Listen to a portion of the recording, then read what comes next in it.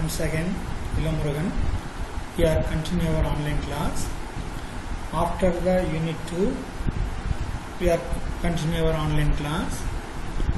Now, we are going to see the last lesson of 12th Biozoology. That is the 12th lesson, Unit 5, Environmental Issues. In this topic, we are going to see about the various kinds of the pollution, air pollution, water pollution, noise pollution, like that, and their effects, and what are the various kinds of the waste and how can it become disposed, and because of this disposal, what kind of the effects may occur in the environments. இதெல்லாம் தான் நம்ம இந்த பாடத்தில் பார்க்க போகிறோம். நல்லா கவனிச்சிக்கிங்க, பாடம் ஈஸியாக தான் இருக்கும், ஆனால் நீங்கள் படித்தாலும் பார்த்துக்குங்க. The environment அப்படின்னு சொல்கிறோம். Environment means what? Our surrounding. Already I told, in this world no one can live independently. Each and every organism depend upon the environment for its normal life. So, including the human being. So, it is the duty of the organism as to maintaining the proper environment. Except human being, all the animals are naturally dependent, they maintain their normal life. But human being become a great problem for maintaining the nature. Because for the well-being, human beings invented so many things, but by this he is going to disturb the environment. See, a clean environment is very necessary for the life and also the peaceful and healthy life, but our environment getting dirty. Our environment become dirty by day by day because our negligence. Earth is currently facing a lot of environmental concern like the air pollution, water pollution, noise pollution, global warming, acid rain and biomagnification, eutrophication, deforestation, waste disposal, ozone layer depletion and climate changes. இப்படி நிறைய problem வந்துகிட்டே இருக்கு. இது எல்லாத்துக்கும் யார் காரணம் அப்படின்னா, when compared to the nature, the human being is the major cause of these things அப்படின்னு தான் சொல்லணும்.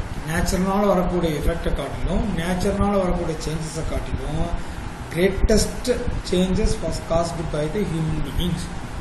Because of only by the actions of human being, these kind of the effect become problematic.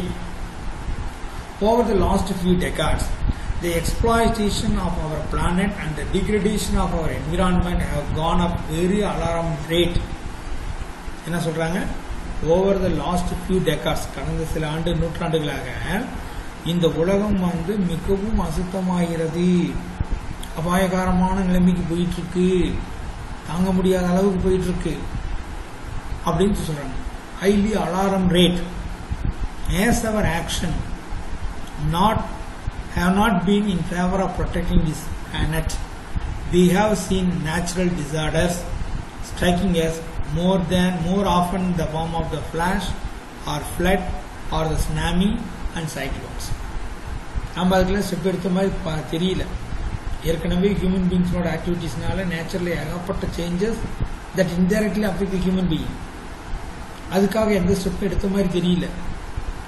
அப்படி நம்ம எடுக்கக்கூடிய ஸ்டெப்பும் போதுமானதாக இல்லை. அதனால எதிர்காலத்தில் இந்த மாதிரியான பேரழிவுகளை நம்ம சந்திக்க வேண்டி வரும் அப்படின்னு சொல்றாங்க. See, every individual should have been environmentally aware, regardless of whether they work within the environment issue or not. ஒவ்வொரு உயிரினமுமே இந்த என்விரான்மெண்ட்ல ஏற்படக்கூடிய ப்ராப்ளத்துக்கு காரணமா இருக்கலாம், இல்லாம இருக்கலாம், ஆனா எல்லாமே அஃபெக்ட் ஆகுது அப்படின்னு சொல்றாங்க. இப்போ an unwanted change that occur in the environment, an undesirable change that occur in the environment, that is called as the pollution அப்படிம்பாங்க. So how can we define the pollution? Every day in this world the pollution level become in an alarm rate, become abnormally going. Main reason என்னன்னா human beings தான். இப்போ how can we define the pollution? Any kind of unwanted changes that occur in the environment. இங்க கொடுத்திருக்காங்க பாருங்க. Pollution is any undesirable changes in the physical or the chemical or the biological character of an environment due to the natural cause or the human activity. நம்ம 2 மார்க்ல நம்ம highlight பண்ணியிருக்கோம். Pollution is the unwanted or the undesirable changes in the physical or the chemical or the biological character of the nature. ஏனால வரும்? by the nature இருக்கலாம் or by the human beings. அப்போ that changes are called as a pollution. Those things that may cause the changes are called a pollutant. See, the agents which may causes the pollution called as the pollutant. அப்படினு சொல்லுவோம். அது 2 மார்க்லயும் கேட்கலாம். The agent which may causes the undesirable changes are called as the pollutant. That effect is called as the pollution. அப்படினு சொல்லுவோம். இப்போ pollution can be classified according to the type of the environment that is affected. எந்த மாதிரியான affect உருவாக்குது அப்படிங்கிறத பொறுத்து, எந்த விதமான பாதிப்பு ஏற்படுது அப்படிங்கிறத பொறுத்து நம்ம பிரிக்கலாம். Normally the air pollution, water pollution and the soil pollution அப்படிங்கிறாங்க. இப்போ ஜென்ரலாக இன்னொன்று நாய்ஸ் பொல்யூஷன் சொல்லலாம், அது லேட்டஸ்ட். இப்போ மெயினாக என்ன சொல்லலாம்னா air pollution, water pollution, land pollution, because these are the living area of the living organism. These are the habitat of the living organism. உயிரினங்களுடைய வாழிடம், காற்றா இருக்கலாம், நிலமா இருக்கலாம், நீரா இருக்கலாம். இந்த 3 வாழிடங்களுமே அன்டிசைரபிள் சேஞ்சஸா இருக்கு, அதிக அளவில் பாதிக்கப்படுது. So that we mainly consider the air pollution, water pollution, land pollution அப்படிங்கிறாங்க. சரி, இப்போ the pollutants அப்படின்னு சொல்லுவோம். Already how can we define the pollutant? The agent or the substance or the things that may cause the undesirable effect on the environment. Such agents are called as the pollutant. This pollutant can be classified into 2. In terms of ecosystem, the pollutant can be classified into 2 basic groups. Okay, இந்த மாசோட செய்யும் பொருட்கள் அப்படிங்க, மாசுறுதல் வேற, மாசுற செய்யும் பொருட்கள், the pollutant can be classified into 2 types. One is the non-degradable, another one is the degradable. Degradable மக்கக்கூடிய, non-degradable மக்காத, அழுகாத, சிதைவடையாத அப்படின்னு அர்த்தம். அப்ப சிதைவடையாத it will take long period of time. Naturally that cannot be degraded. அதான் degradable pollutant, non-degradable pollutant அப்படின்னு சொல்லுது. இந்த இதுல ஒரு மார்க் பண்ணிருக்கேன் பாருங்க. என்ன எழுதிருக்கோம்? pollutant which can be easily and quickly degraded by the biological organism are called as the degradable pollutants. அப்படி நடக்கல அப்படின்னா அது நான் degradable. biologically, இப்போ after the use of the things we are going to dump the waste in the soil, within a particular hours that materials become degraded. இப்போ நம்ம agricultural waste எடுத்துக்கோங்க, house domestic waste எடுத்துக்கிங்க, அதெல்லாம் உங்களுக்கு மண்ணில் தான் கொட்டுறோம். Within few days that things are going to be converted into the soil. மண்ணோட மண்ணா மாறிடுதுன்றோம். அப்படின்னா என்ன அர்த்தம்? Such materials are going to be degraded. The animals body or the plants body are made up of the large molecules. After the death the plant or the animals are buried in the soil. In what happened? In soil there are so many microbes, such as the bacteria or the fungus are there. They are going to be degraded the large molecules into simple molecules. That's degradation. Large molecules are converted into simple molecules by the biological things such as the bacteria and fungus. Yeah, so these are the microbes. Microbes present in the soil. They are called as the decomposer. So by the actions of these decomposers, the materials can be decomposed. So biologically the waste materials can be decomposed, that are called as the degradable. But some of the materials cannot be degraded by the glass or the ceramic or the plastic materials. இதெல்லாம் degrade ஆகிறதில்லை. அதெல்லாம் என்னன்னு சொல்லலாம்? நான் degradable materials அப்படின்னு சொல்லலாம். Okay, right. இப்போ இங்க வாங்க.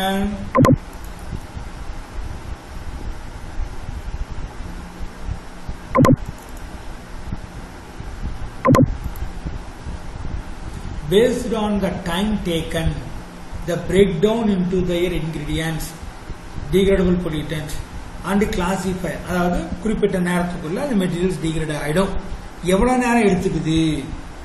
அப்போ டிகிரேட் ஆகாத மெட்டீரியல்ஸை நம்ம நான் டிகிரேடபிள்னு சொல்லுவோம். But most of the materials are degraded by the biological things. எவ்வளோ நேரத்தில் டிகிரேட் ஆகுது அப்படிங்கிறத பொறுத்து. அதான் based on the time taken to break down into the ingredients, the degradable pollutants are classified as rapidly degradable, that is a non-persistent, and slowly degradable persistent. வேகமாக சிதைவடையக்கூடிய பொருட்கள், மெதுவாக சிதைவடையக்கூடிய மாசு செய்யும் பொருட்கள் அப்படின்னு சொல்றோம். முதல்ல நல்லா பார்த்துங்க, pollutant classified into two. One is the degradable, non-degradable. அடுத்து degradable materials slowly degradable and rapidly degradable அப்படின்னு சொல்றோம். இப்ப rapidly degradable or the non-persistent அப்படின்னா என்ன அர்த்தம்? These can be broken down by the natural process. இயற்கையாவே சீக்கிரமா அவை மக்கி போயிடும். Domestic sewage, vegetable waste are example. இன்னைக்கு நம்ம வீட்டில் காய் எறிகிறாங்க, வெங்காயம் உரிக்கிறாங்க, இந்த மாதிரி டொமஸ்டிக் வேஸ்ட் மெட்டீரியல்ஸ் ஆர் த குக்கிங் வேஸ்ட் மெட்டீரியல்ஸ் இதெல்லாம் கொண்டு போய் மண்ணில் கொட்டினோம்னா 2 நாள் அது மக்கி போயிடும், மண்ணோட மண்ணா மாறிடும். So within a particular period of time these materials are going to be quickly degraded, that are called as the rapidly degraded or the non பெர்சிஸ்டன்ட்னு சொல்லலாம். இதே some of the materials take long period of the time to degrade. They are called as the slowly degradable or the persistent pollutants அப்படின்னு சொல்றது. These are pollutants that remain in the environment for many years in a unchanged condition and take decades or longer to degrade. Example, the DDT. இதெல்லாம் chemical materials. Okay, இதெல்லாம் மக்கி போறதுக்கு ரொம்ப நாள் ஆகும், வருஷக்கணக்காக கூட ஆகும். ஆனால் மக்கும், அழுகி போகும், degrade ஆகும். ஆனால் it will take long period of the time. That is called the slowly degradable. நல்லா கவனிச்சுக்கோங்க. pollutant classified into two, degradable, non-degradable. Degradable classified into two, slowly degradable, rapidly degradable. அதுக்கிட்ட தண்ணியில் பாக்ஸ் போட்டு டெஃபினேஷன் போட்டுருக்கோம்.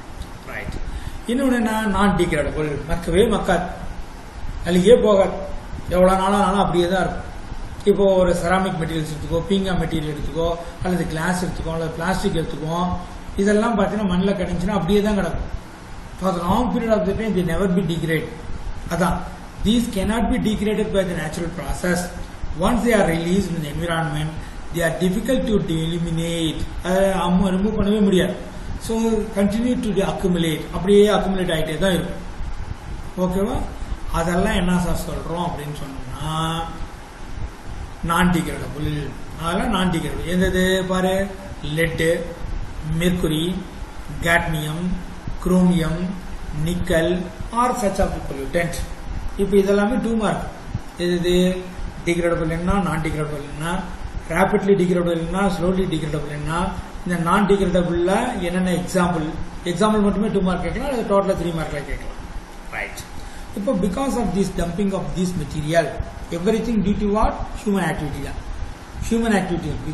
Only by the human activity, more amount of the waste materials, different kind of the waste materials are going to be dumped in the atmosphere. They are going to cause us the pollution, unpleasant or the undesirable or the unwanted changes in the physical, chemical, biological property of the environment. அப்படியே வரதுல தான் நம்ம pollution சொல்றோம் இல்லையா? அதுல ஏர் pollution, water pollution, noise pollution, இதெல்லாம் பார்க்க போறோம். First one என்ன, air pollution. Air pollution. See, the earth is surrounded by gaseous envelope which is called as the atmosphere. இந்த எர்த்தை சுற்றி இருக்கக்கூடிய gaseous state. இப்போ above the earth surface, that is the atmosphere. இதை ரெண்டா பிரிக்கலாம். lower layer is the troposphere, upper gaseous stage is called as the stratosphere. காற்று மண்டலத்தினுடைய மேலடுக்கு, காற்று மண்டலத்தினுடைய கீழடுக்கு.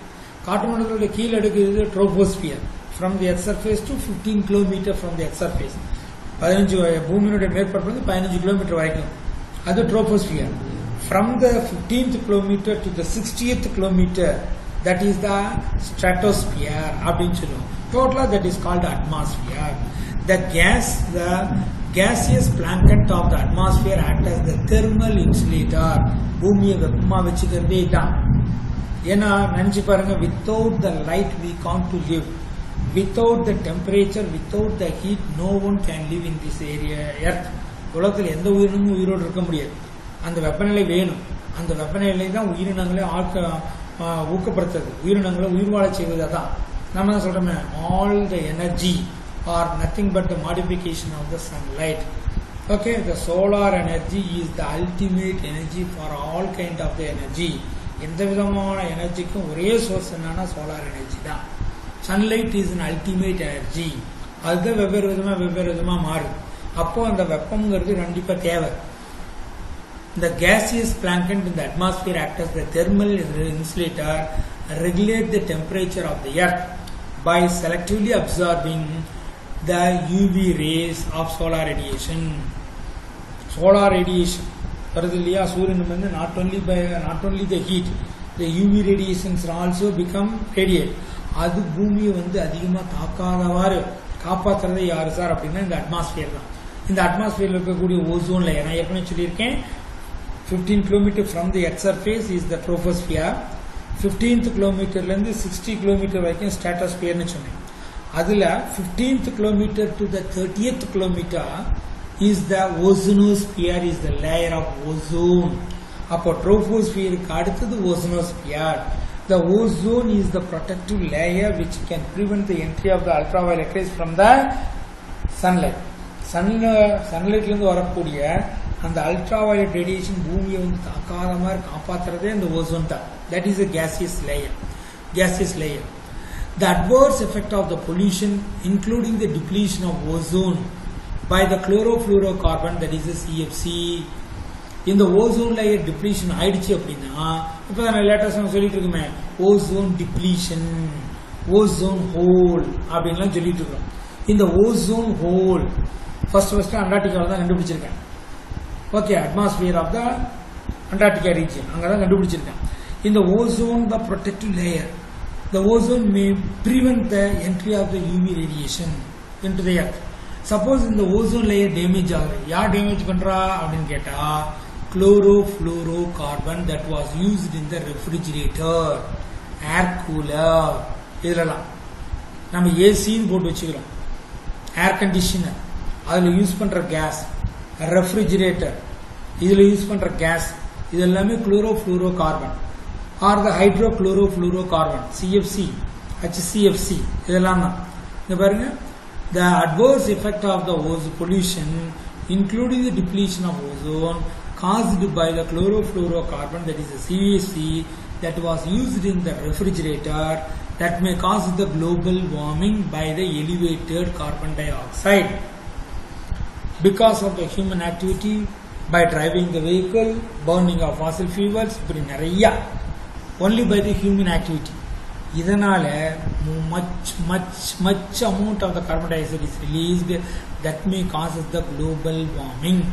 இந்த கார்பன் டை ஆக்சைடு எங்க வெளியில வரலாம்? from the industries, பாருங்க, by the industries or by the deforestation or the partial combustion, fossil எரிபொருள்கள், புதைப்படி எரிபொருள், petrol எரிபொருள்களை எரிப்பதனால இதெல்லாம் வருது. இதெல்லாமே emit the carbon dioxide. The carbon dioxide causes the greatest effect that may accumulate in the atmosphere, may causes the global warming. அப்படி நம்ம பின்னாடி உங்களுக்கு இது மாதிரி ஒர்க் காமிக்கிறேன் எப்படி இந்த மாதிரி நடக்குது அப்படிங்கிறது. ஓகேவா? ரைட். அடுத்தது பார்த்தீங்கன்னா இப்போ இங்க ஒரு கேள்வி வரலாம்.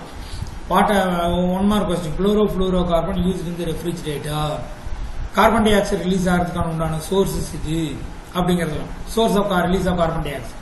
இங்க பாருங்க, alteration of the changes in the combustion of the atmosphere, earth atmosphere by the natural of the human activity. அப்படி ஹியூமன் ஆக்டிவிட்டினால வருதுன்னா அதுக்கு பேர் என்ன? ஆந்த்ரோபோஜெனிக் ஃபேக்டர் அப்படின்னு சொல்லுவோம். ஆந்த்ரோபோஜெனிக் ஃபேக்டர் அப்படின்னா effects caused by the human activity. அதனால இந்த அட்மாஸ்பியரினுடைய காம்போசிஷன் மாறுது. Alteration or the changes in the composition of the earth atmosphere by the nature and human. நேச்சர்னால வர்றது கம்மி தான், பட் ஹியூமன் ஆக்டிவிட்டினால வர்றது அதிகம். Such human activity called as the anthropogenic factor that are referred as the air pollution. This is the definition of the underline. The alteration or the changes in the composition of the earth atmosphere by the nature and the human activity, that is called as the air pollution. Okay, other definition. If a pollution include abundant presence of the solid or the liquid or the gaseous substance produced by the human activity or the natural activity. Atmosphere இருக்குது solid particles are, that is called the particulate matter. அல்லது liquid things இருக்குது gaseous stated இருக்கு. So the air materials that may cause air pollution may be in the form of the solid or the liquid or the gases that are present in the atmosphere. Okay, the nature of the concentration of the pollutant determine the severity of the detrimental effect on the organism and the human health. நல்லா கொஞ்சம் எவ்வளவு பொருள் இருக்கு, எந்த மாதிரியான pollutant material, what kind of the pollutant and what type of the pollutant and how much of pollutant are in the atmosphere, that may causes the effect. Depend upon that the effect are also different.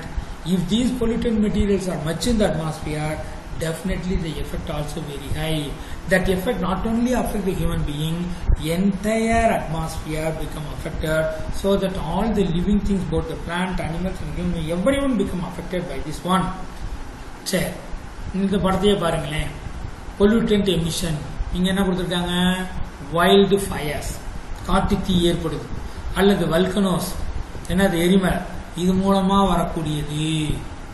அடுத்தது oil and gas அல்லது சிட்டிஸ்ல industries, அது மூலமா வரக்கூடியது, ஃபெர்டிலைசர்ஸ்லாம் அதுலேருந்து வரக்கூடியது.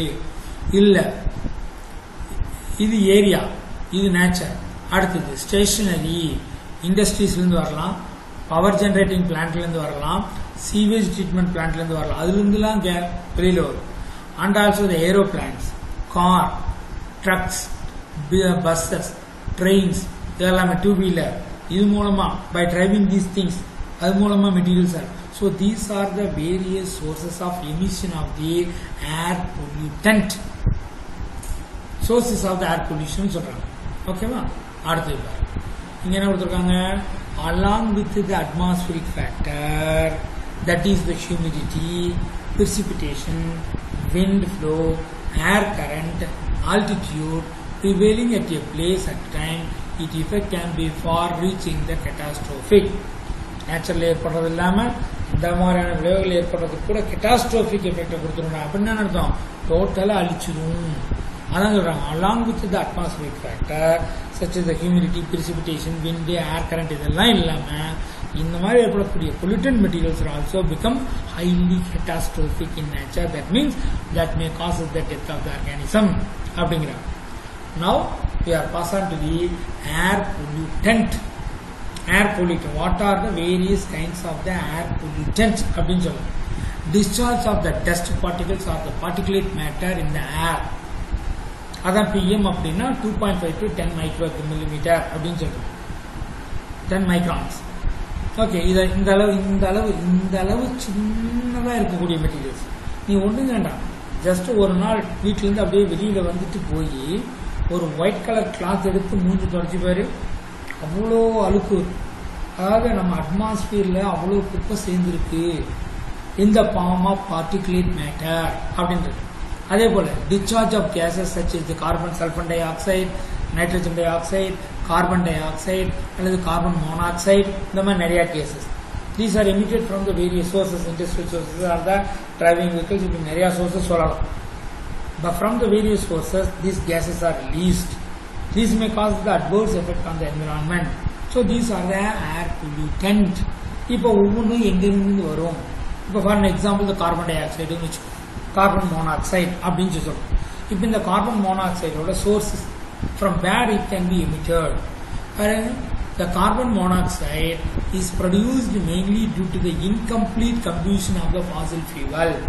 புதைபடிவ எரிபொருள்களை முழுமையாக எரிக்காததால், incomplete burning, incomplete combustion of the fossil fuel. அதான் இங்க எழுதிருக்கோம், source of carbon monoxide. அல்லது automobiles are the major cause of the carbon monoxide pollution in large cities and towns because automobiles இந்த townsல என்ன இருக்கும் 2-wheeler 4-wheeler 6-wheeler ஓடிட்டே இருக்கு. From that engines the emissions of these materials because they are utilizing the fossil fuels. By burning of the fossil fuel the emission of these materials இந்த emission தான் main sources. ஆக இந்த பாருங்க கொடுத்திருக்கோம் பாத்தியா, இதுதான் ஒரு 2 mark questions.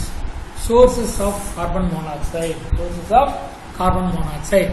Automobile exhaust, fumes from the factories, emission from the power plants, forest fire, burning of the firewood contribute to carbon monoxide pollution.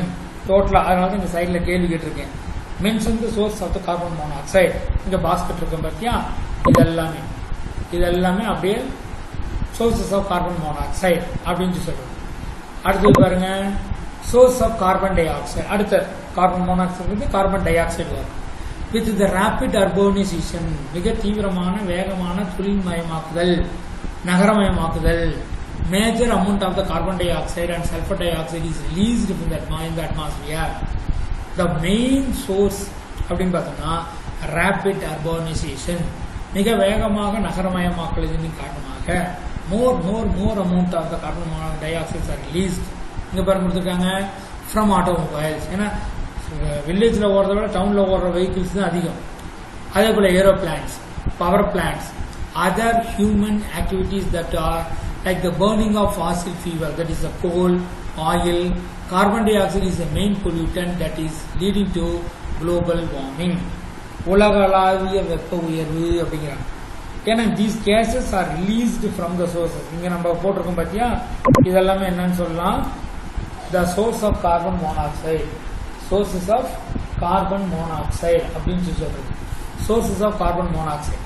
In the carbon monoxides are released from the rapid urbanization, going to accumulate in the atmosphere. Finally, they may cause the global warming. ஏன்னா இந்த troposphere regionல வெப்பம் அதிகமாயிடும். அடுத்து carbon di oxide போலவே nitrogen dioxide. Nitrogen di oxide also another major air pollutant. Burning of fossil fuel and the automobile exhaust. அதான் இங்க sources. இங்க source of nitrogen oxide போட்டிருக்கும் பாத்தியா, இங்க கட்டமட்டு இருக்குமாங்க. Fossil fuel combustion and the automobile exhaust are the source of the nitrogen oxide. இப்போ என்ன ஆகுது, from the industries, from the automobiles, from the driving vehicles, இந்த மாதிரி from the various sources, all kind of the gases like the carbon dioxide, sulfur dioxide, nitrogen dioxide are going to accumulate in the atmosphere. While during rainfall, what will happen? These gases are dissolved in the water, may fall on the earth as a acid rain. Sulfuric acid, nitric acid, carbonic acid, அப்படி acid அமிலம் மலையா. அப்ப அது நம்ம மேல படும்போது என்ன உடல் எரிச்சல் எடுத்து.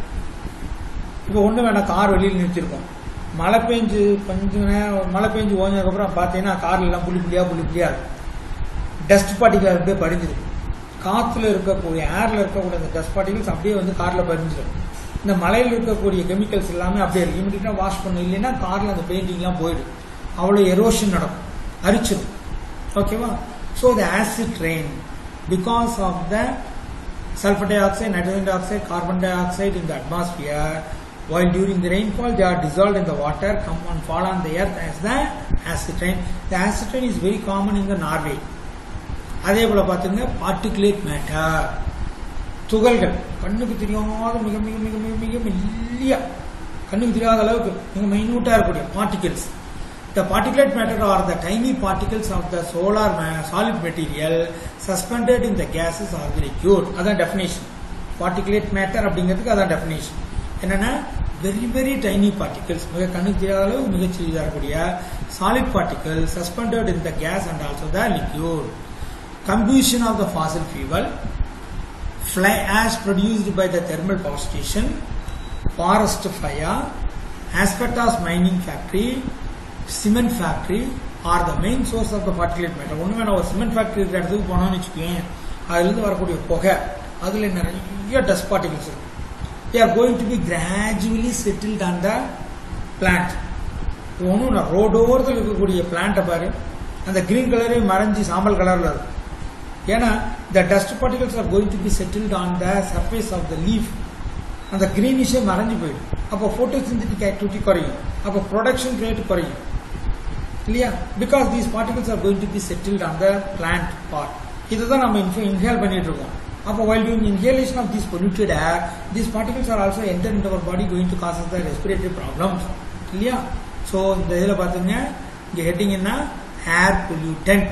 அதனால சோர்ஸ் ஆஃப் ஏர் பொல்யூட்டன்ட்னா carbon monoxide, carbon dioxide, sulphur dioxide, nitrogen dioxide and also the particulate matter.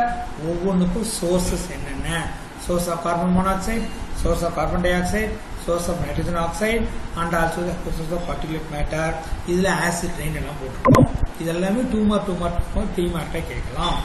Okay, right. From where these things are emitted, from where these pollutants are emitted, that is called sources. The main sources of the air pollution, air pollutant, காற்றை மாசுரை செய்யக்கூடிய இந்த பொருட்கள் எங்கிருந்து வருது? mention the sources of air pollutant அப்படின்னு சொல்லுவாங்க. Okay.